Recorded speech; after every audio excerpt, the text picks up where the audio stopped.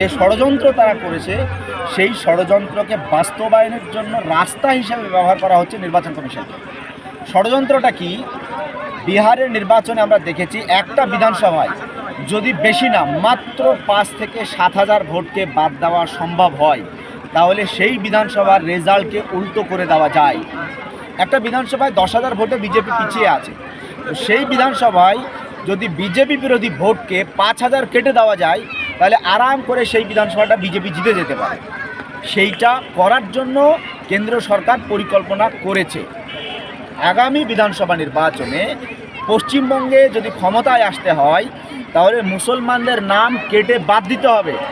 যে সমস্ত বিধানসভায় 5,000 7,000 ভোটে বিজেপি পিছিয়ে আছে, সেই সমস্ত বিধানসভা সিটে বিজেপিকে জিততে হলে এসআইআরের মাধ্যমে এই এসআইআরকে কাজে লাগিয়ে এই 5-7,000 ভোটকে কেটে বাদ দিয়ে তারা ভোটে জিততে চায়। এটা হচ্ছে কেন্দ্রের পরিকল্পনা, যাকে এই পরিকল্পনাকে বাস্তবায়নের জন্য নির্বাচন কমিশনকে ব্যবহার করছে।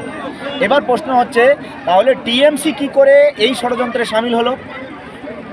আপনারা জানবেন যে বর্তমানে রাজ্যে 80,000-এর উপরে প্রায় 90,000 বিএলও নিয়োগ করেছে রাজ্য সরকার। রাজ্য সরকার বিএলও নিয়োগ করেছে। নির্বাচন কমিশন রাজ্য সরকারকে বলেছিল যে আপনারা আর 1,000 সরকারি কর্মচারী দিন আমাদেরকে, যারা নামের বানান ধরুন রফিক শেখ, SK শেখ আছে, আর একটা জায়গায় আছে রফিক শেখ SHIK শেখ।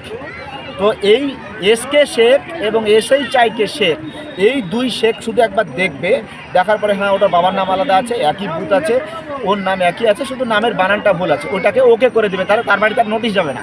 এই 1,000 কর্মচারী চেয়েছিল নির্বাচন কমিশন, কিন্তু টিএমসি সরকার, রাজ্য সরকার নির্বাচন কমিশনকে এই 1,000 কর্মচারী দেয়নি, যার ফলে এআইয়ের মাধ্যমে নোটিশ তৈরি করা হচ্ছে। যাদের সামান্যতম ভুল আছে তাদের বাড়িতেও নোটিশ আছে। এইরকমও আছে এক একটা বিধানসভায় 80,000, 90,000, 1 লাখের উপরে মানুষের কাছে নোটিশ গেছে। এই মানুষকে হয়রানি করা হচ্ছে, মানুষের নাগরিকত্ব কেড়ে নেওয়ার একটা চক্রান্ত করা হচ্ছে। এই চক্রান্তের বিরুদ্ধে মানুষকে সচেতন হতে হবে। এই এসআইআর করা নির্বাচন কমিশনের অ্যাকচুয়াল কাজই না। নির্বাচন কমিশনের কাজ হচ্ছে নির্বাচন পরিচালনা করা, কেউ মারা গেলে তাকে ভোটার লিস্ট থেকে বাদ দেওয়া, কারো বয়স পূর্ণ হয়ে গেলে তাকে ভোটার লিস্টে সংযোজন করা, এইটা নির্বাচন কমিশনের কাজ। কিন্তু আজকে নির্বাচন কমিশন তার কাজ বাদ দিয়ে নির্বাচন কমিশন কী করছে? নাগরিকত্বের যাচাই করছে। এটা সম্পূর্ণ অসাংবিধানিক। ফলে এসআইআরের যে সিস্টেম, যে প্রসেস,